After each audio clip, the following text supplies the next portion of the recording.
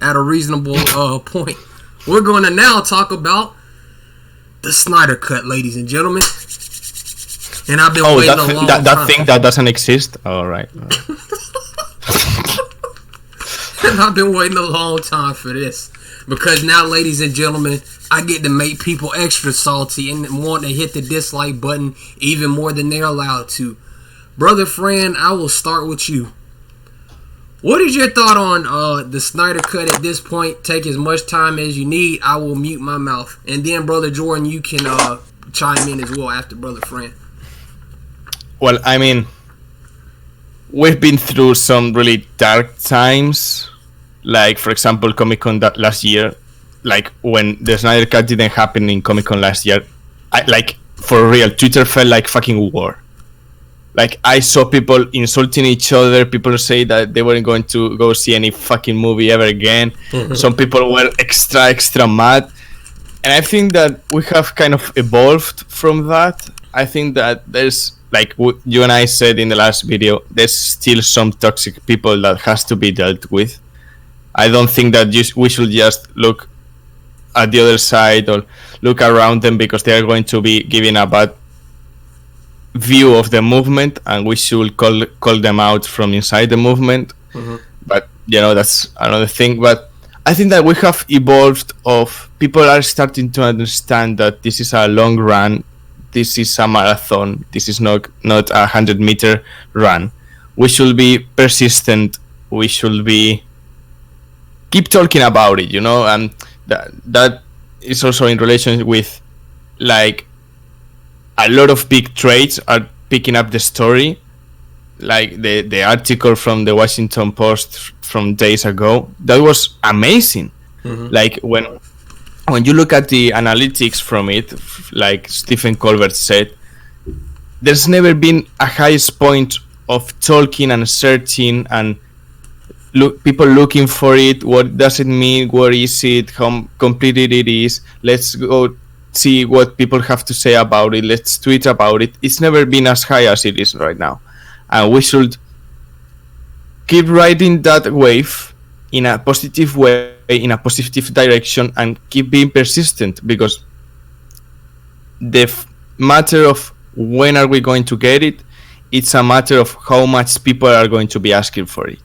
If tomorrow we could snap our fingers and 2 million people were to ask for it, we will have an Snyder Cut announcement in a week. And that's what we should do right now. Take the wave, we are in the highest point of the wave, and keep that momentum going so more and more people know about it, really understand what happens, and they start to get interest on seeing it. Because if some people are starting to read about it and they read the simple things and they are like, oh, I've read it that it's not complete and Snyder didn't even shoot everything that he wanted to, and that, we know that that's not true. But someone who just started looking at the topic, they may not know anything about it. So our point of view and our perspective and what we should really do is be positive about it, and in a polite way try to explain this person why he's wrong. But because I've seen lots of times of people in the TL in Twitter like, oh, it doesn't exist. And I understand that can get you mad, but maybe that person doesn't even know what happened. So be polite, have common sense, and try to explain it to them in a normal way. And maybe they will go, oh, I didn't know that. I'm going to go see it in a different perspective now. Oh, I didn't know that they cut out Darkseid. Darkseid is my favorite villain. Oh, I really want to see the Snyder Cut now. We should approach this momentum in a positive way and try to get as much people as possible. And if someone comes to you and says it doesn't exist, try to explain it in a positive and common sense way. Because if you try to insult them, they are not going to join our cause. And with no more people joining our cause, there's no Snyder Cut. I think that's pretty simple to understand. That's basically all I had to say about it. Brother Jordan? Ditto on everything. I've said this before. I'll say it again. We will get the Snyder Cut. It's not a matter of if, it's a matter of when. I genuinely believe that. If Blade Runner could get 5 cuts, we can get the Snyder cut. If Superman 2 got its cut, 26, 30 years after it got released, we can definitely get the Snyder cut at some point. Mm-hmm. Right now, I agree with Fran. Things feel better than they were even a few months ago. Bigger trades are talking about it. There's more attention being drawn to it. And, a few weeks ago even, it felt like the fandom felt really toxic because there's so much infighting. Yeah. And it's like, guys, cut that out. Like, everybody just, stop it, because that doesn't make us look good. That's not going to help the cause in any way. Like, arguing with semantics, he said, she said type stuff. Like, it's ridiculous. We all want the same thing. So put aside your differences and let's just focus on that. And if there's any toxic trolls out there, which there are in any fandom, in any group of people, there are a small minority of toxic fans. Of course, they speak the loudest, but we got to help and police that. We got to shut them up. So when people go looking for the Snyder Cut, if that's the first thing they see, they're going to be like, well, I don't want to be in the Snyder Cut. I don't care about this if this is how the people are. It's like with any, any religion or any, group of people. It's like the most angry, loudest voices, they're going to be heard first. And so if you go to a church and everybody's hateful and everybody's, calling out death to the gays and everything, no way in hell anyone's going to join that. You gotta police that stuff. You gotta make sure that there's no toxicity in your fandom or your group whatsoever. So I think that's a big thing, just making sure that we stay on top of that as a movement, making sure that people know that's not what we're about, and making people sure that it's not just about the Snyder Cut, it's about the Trank Cut, it's about the Simon Kinberg Cut, Mm-hmm. it's about all these other filmmakers who have had their movies butchered by the studio. Yeah. And it's about suicide awareness. It's about raising money for people who are suffering and people who are struggling and need mental health assistance in any way. It's about helping those people as well. Obviously, the cut is what we want. That's the biggest thing. But if all we manage to do is raise money for suicide prevention and artistic freedom, then that should be. I view that as a win in itself. The Snyder Cut is the thing that we, that's the cherry on top. Mm-hmm. Yeah, you're right what you said about suicide prevention, because every time, sites like Fandom or sites that are comic books and everything, they report, people are raising money to release the Snyder Cut to make a campaign on Comic-Con. And people on the replies are like, Flint doesn't have water, and this place has a hunger issue, and this place, they need money. And it's like, have you ever even read the whole article? Like, they are donating half of it to suicide prevention. What half of nothing did you donate from the $15,000 from the billboard of Rehire James Gunn? That's what I thought. It's like people don't even read it. People want to be toxic because, as you said, it is important. As you said, Jordan, it is really important to, suicide prevention and artistic freedom and everything. But people don't even want to read the whole article. They're like, oh, fuck them, Snyder cultists. They're raising money, and in that city they have food problems and food issues. And it's like, have you ever even read the whole headline? Like, I don't know. What's wrong with people, really? And when they want to rehire James Gunn, they waste $15,000 in a billboard. They don't donate anything, and they're like, "Yeah, rehire James Gunn. Yeah, let's do it." And when you raise $20,000 and you want to donate $10,000 for suicide prevention, which is a noble cause, you're like, "Oh, fuck them, Snyder cultists, man." It's like, "Yo, fuck you." Like, I don't know, man. It really gets me angry. Yeah. You see the hypocrisy everywhere, man. You brothers touched on a lot of great points, and I completely agree. The biggest thing, and I've preached this since a long time ago.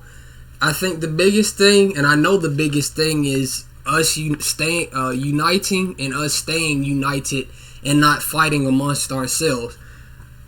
there is, again, like you touched on, Fran, there has never been a increase in demand for the Snyder Cut like there is now. There has never been a movement like the Snyder Cut like there is now. And I think that the biggest thing is just us staying united. We all want the same thing. We all want to see the Snyder Cut. To your great point, brother Jordan, and this is important, that artistic freedom. It's not just the Snyder Cut. It's the Ayer cut of Suicide Squad. It's the Kinberg cut of Dark Phoenix.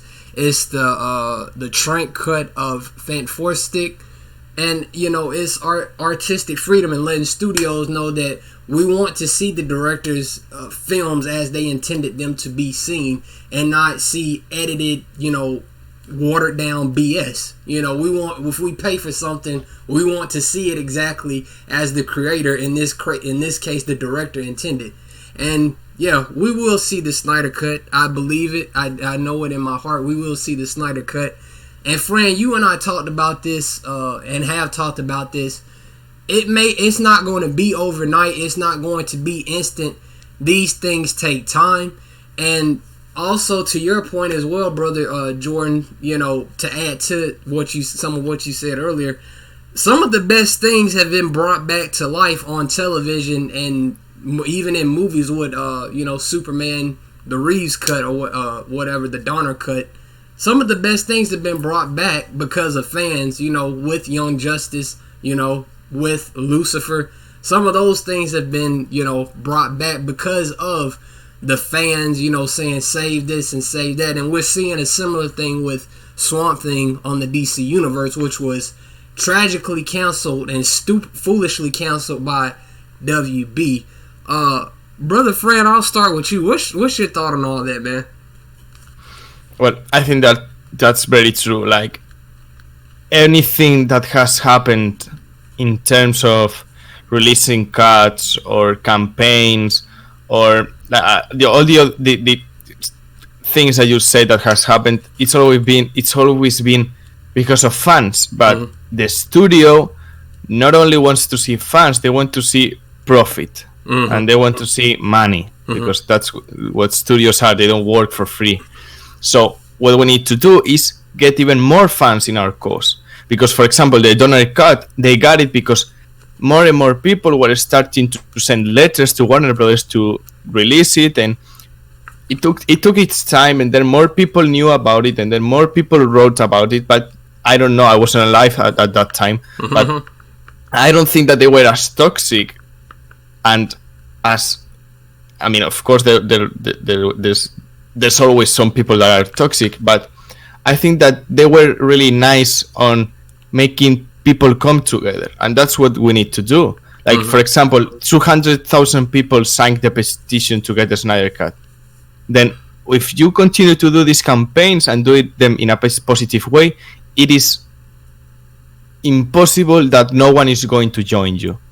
Because if you see something that is noble, that is a good cause, and something that you will really like to see, you are going to join it. Maybe you're not going to be as active, but you will start to, say in social media, yeah, I want to see that Snyder Cut. Maybe you're not going to be tweeting about it all the time, but more and more people will join. And if Warner Brothers sees, for example, I'm going to say a really high number, for example, 1 million people sending them letters and hashtags and talking to the trades to make articles and making videos and making edits and all that stuff, they're going to go and see, oh, there's 1 million people ready to buy what they want, and that translates into money. That's all we need. All we need is more people in the movement. It's really simple. That's all we need, because they only care about money, and if they say they see profit, it's really simple to make money when there's 1 or 2 million people asking for something, for example. And I also wanted to touch on something really briefly of all the people that say move on. When you say something under Warner Brothers tweet and you're like, release the Snyder Cut, and everyone's like, it doesn't exist, move on. It's like, how about you move on? How about you let people ask for what they want in a respectful manner? Yeah. You may not want to see it, but why the fuck are you telling me what I can and can't? Like, who do you think you are to tell me what I can fight or can't fight for? That's all the only thing that I have to say to the people that are always telling us to move on. It's like, how about you move on? How about you enjoy the things that you enjoy and let people live however the fuck they want? It's really simple to understand. Holy shit, I went in a little rant there. My voice hurts. Brother Ford, well, you this is your moment, brother. I'll let you chime in. I mean, what's the question? Let's get me focused here. Well, I was talking, kind of going back off of what you touched, what you and Fran touched on earlier. Do you think that more is needed in terms of the fandom, or do you think that we need more followers? Do you think that unity is the answer across all boards? What more needs to be done? Adding on to what Fran previously said. Fran explained that beautifully and wonderfully. So, yes to everything you said. Mm-hmm. We need more people. You see, here's the thing. It may feel like there's a lot of us, and I believe there's a lot of us. I know there's lots of people who want to see the Snyder Cut. I know that if we release it in theaters, it's going to make a lot of money, or even on DVD. Mm-hmm. I know that it will make money. I know it's profitable, but it's a matter of ego too with the studio, because Toby Emmerich is still there, and Warner Brothers, they don't want to look like a dumb company that screwed up the release of what could have been a huge superhero movie. They don't want to look like fools. Mm-hmm. So it's not just a matter of having enough people to make money. We have to become undeniably huge. We have to be undeniably just passionate and undeniably. We have to show numbers. We have to be able to prove that we can make millions of dollars. We have to be able to prove that we can, not just make a good amount of money. We have to prove that we can make a great amount of money, because that's what the studio is going to respond to. Because I bet you, they all know that it will make money, but they don't want to look like idiots. So we have to become, like with anything in your life, like with anything you want, you have to become undeniable, essentially. We have to become so big to a point where everyone else, not just us, but everyone else who's not in the fandom is like, man, when is Warner Brothers going to release the Snyder Cut? And, we have to become so big that everybody knows about the Snyder Cut, and everybody at least is aware of what happened. We have to become so big that it becomes a household phrase. Mm-hmm. I mean, to an extent it has, but we have to just become undeniably big. We have to become, we have to be able to prove that we can make, not just, a good amount of money, but again, like an amazing amount of money. We need to prove that, we're worth it for the studio, to invest that time in that little extra money. Because I know as much as anybody else in the fandom, if someone leaked the Snyder Cut as it is right now, in CGI form, with unfinished CGI form, and everything, I would absolutely watch it. I would absolutely pay for it. But it's going to be so much better though when we push Warner Brothers to finish the film. Whatever small CGI tweaks that are needed, it's going to be so much better once we can get Junkie XL's score in there. Yeah, get it actually how Snyder intended. That will take a long time. Before, I was more or less like, let's just see the movie. Someone can throw together a fan edit. But no, let's take our time. Let's do this right. So not only when we become such a huge fandom that everybody's aware of the Snyder Cut, and everybody knows that it's going to make $1 billion. Okay, maybe not $1 billion, but millions of dollars. We have to come to that point where, once that movie is released and everybody knows about it, they'll see a finished product that should have been released. They'll see a great film about superheroes, about what Snyder was doing with all his DC works. So when it's released, it's not just about getting these people, about getting numbers for the fandom to get the movie, and then kind of forgetting about them. We want Warner Brothers to release a quality film, and we believe that Snyder's film would have been that quality film that lots of people would enjoy. Right. So, yeah, I would say that's what That's what we need. We need bigger numbers to prove to Warner Brothers that, that we're going to make a lot of money. We'll give them lots of money if they just release the finished film. That, or just everybody at Warner Brothers has to, wake up tomorrow to sudden urge to, hey, maybe we should release the Snyder Cut. I mean, that's the only way. I think it's mostly on us. It's about getting numbers. Gotcha. Yeah, that's true. Now, Fran, Jordan, Ross, I'm sure you both, with you all both being on Twitter and having been in some of the comment sections, fortunately and unfortunately, I want to talk a little bit about the trolls and the butthurt, individuals and the quote-unquote DC comic lifelong, I've been reading comics forever fans that, say, oh, well, Superman was so happy back in the 70s, even though we had just came out of the civil rights movement and the Cold War and everything, blah, blah, blah, whoop-de-woo. I want to talk about the trolls and the people who like to go to war on Twitter. Brother Fran, I'll start with you. You and I have seen a lot of disgusting shit, and I've talked about this repeatedly, and you kind of touched on it earlier. But man, what's your thought on how to best approach this? Because I said this before, I know it's hard to not say nothing and to just, kind of just sweep it aside, so to speak, but you and I, we all have to see a lot of BS on Twitter. A lot of disgusting shit typed, a lot of disgusting shit tweeted. What's your thought on how to just best approach it to somebody that may not know how to approach it, or otherwise, move on with it? Well, I think that the most intelligent way is, if it's a toxic person from inside the movement, call him out, like, real quick. Like, yo, you better not keep doing this because you're giving us a bad image. And if he keeps doing it, every time he says something that is out of tone or something that is fucking stupid, just clearly say, like, this person doesn't represent the movement.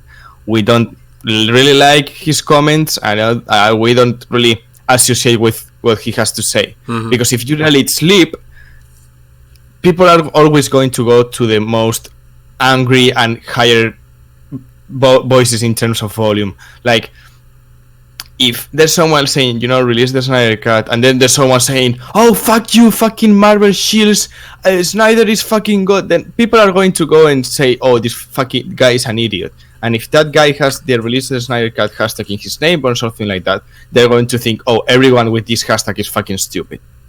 So I think that the best way to approach it is to call them out.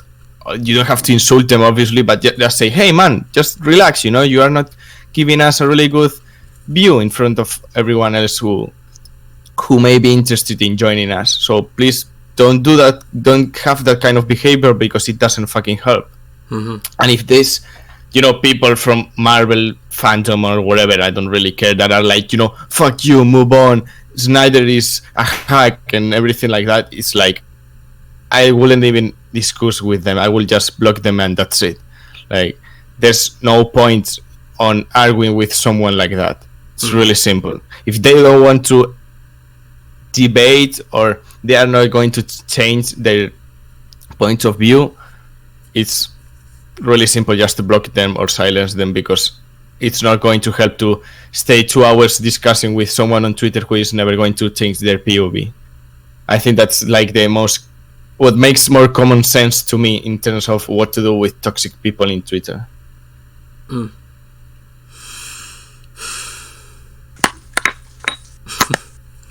All right, brother Jordan Ross. What have you had to engage or go to war on Twitter with any of the trolls or the DC comic fans or the MCU keyboard warriors? Have you had any of those encounters, or have you seen any of those encounters? And what advice would you give to an individual on how to approach that type of situation? I don't engage in trolls or any of that kind of stuff. Just like, the world's full of negativity. Who needs that? Right. I get comments every every now and then, but it's, I just ignore it. Fran said, just ignore it. We have such little time in on this earth. Don't spend it, engaging with people who just want to bring you down. That's not going to help you. I don't think that's a great use of your time. With people in fandom, from the interactions that I've seen, as long as you try to be respectful, and as long as you're polite, and as long as you're patient with these, kind of more toxic Snyder fans or DC fans, if we're patient with them, hopefully someone will see the interactions that we have with them and say, hey, these guys are calling him out. These guys are being respectful, and this person isn't listening. My hope would be that an outsider looking in would say, oh, it looks like, these guys are doing a pretty good job at like shutting down any toxicity. Right. So I think be patient with them as hard as it is. Don't insult them. Be polite. Be respectful. And I think that's all we can do. I mean, we can't control people to act a certain way or do a certain. That's really all we can do. Yeah, and I know for for those of you that have watched my videos from the get go,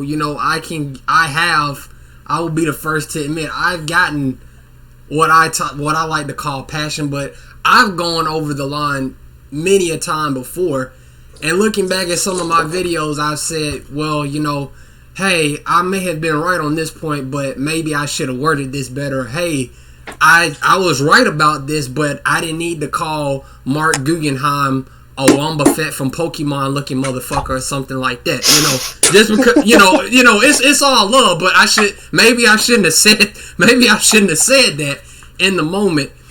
And looking at it from, in the fandom, it made me self-reflect and say maybe I need to approach things differently. I want the Snyder Cut more than anybody I know. That includes you brothers. Again, it's all love, but I want the Snyder Cut more a lot. But there's a right way to go about doing things, as both of you had touched on, and there's a wrong way to go about doing things. And yeah, Jordan Ross, you're exactly right. With trolls, just ignore them. I have the mute button on YouTube. I can mute anybody. I can ban you from my channel. I can mute you on Twitter. I can block you and report you. So yeah, just block and report. 2 more questions, then we'll close out. Unless you brothers had anything to add to the convo.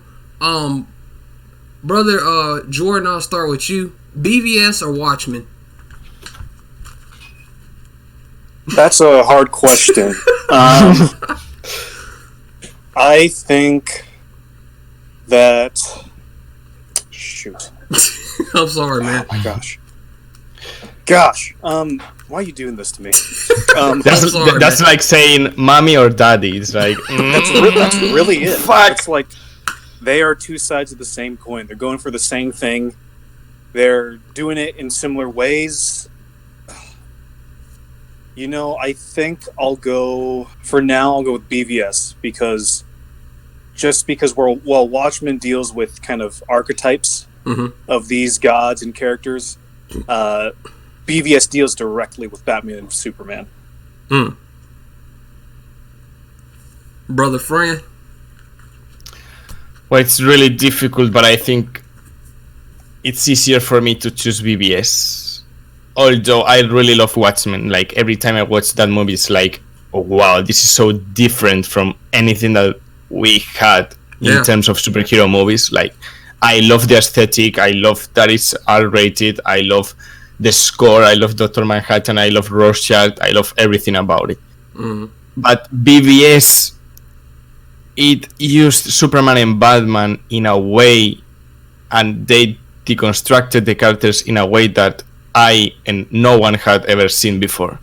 So that new approach to the characters and the shots, the cinematography, the score, the performances, everything, the message, the final message, when people say no, BBS has no message, well, I don't think that you missed the last part of the movie when Bruce changes from criminals are weak and criminals are all the same to men are still good, we can rebuild, we have to that's really powerful. You really think about it, and that's a movie that every time I finish, I may not tear up, but every time I see the funeral and every time I see Superman die, it really gets me. Right. Watchmen gets me in a different way, but when I see BBS, that funeral, that score, everything, the performances, it really gets me. So that's why I really prefer it. Which one is your best? Damn. Oh fuck. Damn. I'm trying to picture a scenario of somebody taking my Ultimate Edition of BVS and the, cut of Watchmen that I have and telling me I can only take one. I don't know, man. I might have to fight that person. Oh fuck. I'll go with Watchmen. I will go with Watchmen. But I love BVS Ultimate Edition, but Watchmen just did something to me.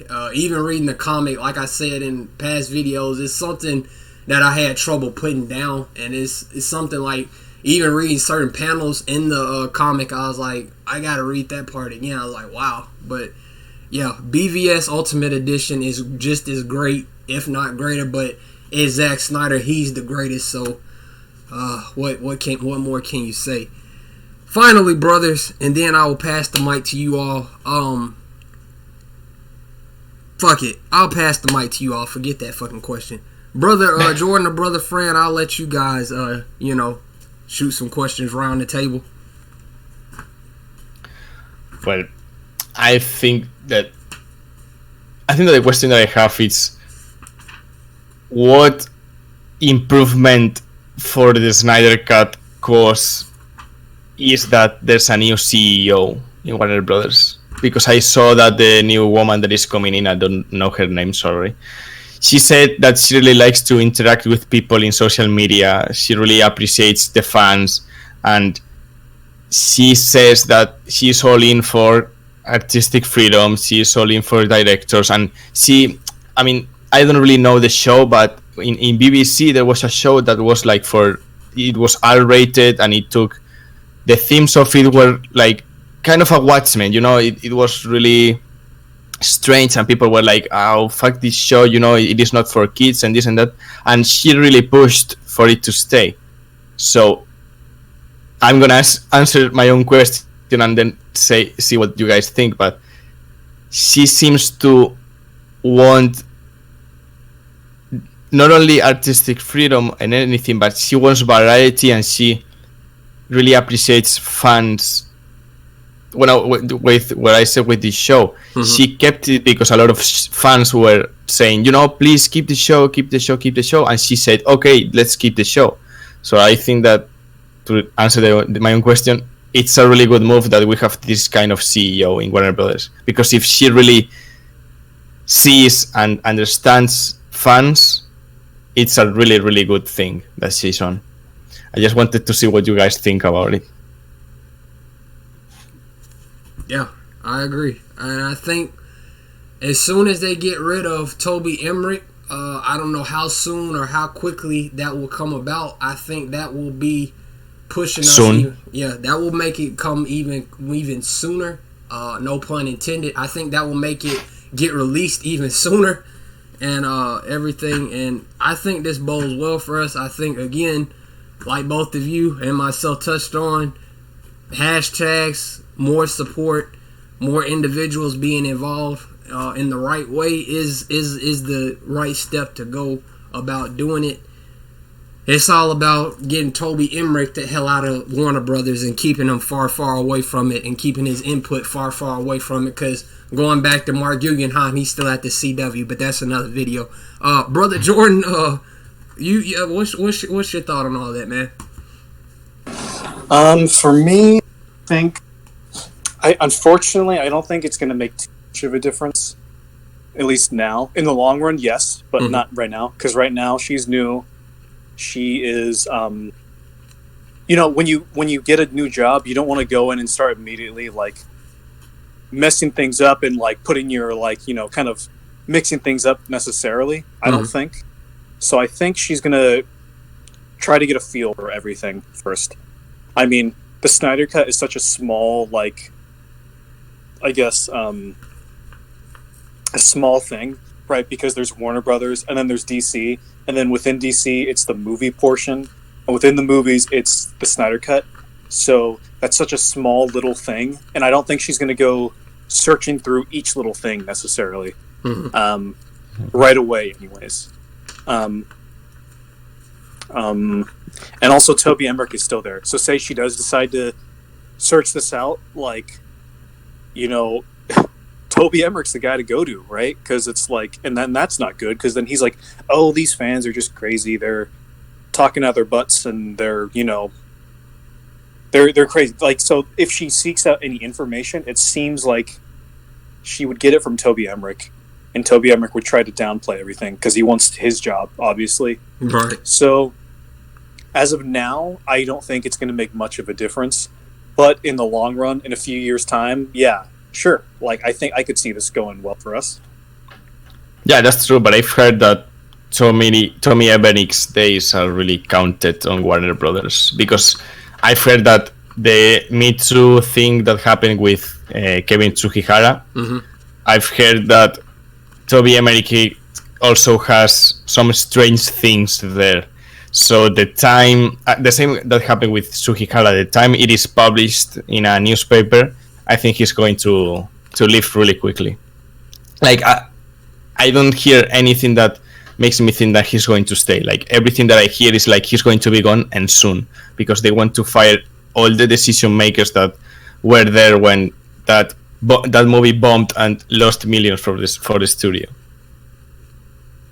That's why I have a little bit of hope in her.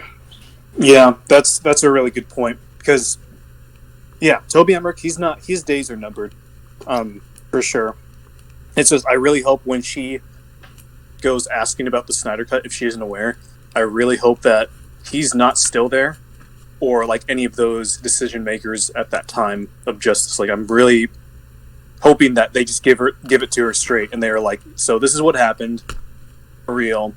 This is what the fans want. This is what the situation is, and they can just give it to her without like any like manipulation or like lying or anything like that. Right. Because you still had Geoff Johns, but that's another video. Yeah, but he got stepped down and everything, so I don't think he's the decision maker on Warner Brothers anymore. Yeah. Well, ladies and gentlemen, we have reached the conclusion of the video. You all go subscribe to Fran's YouTube channel, which I'll provide a link to in the description, and please follow Jordan Ross on Twitter as well. Thank you all so much for tuning in, ladies and gentlemen, and I am Josh Samuel. You are tuned in with myself, Brother Fran, and Brother Jordan Ross, and we'll see you all very soon.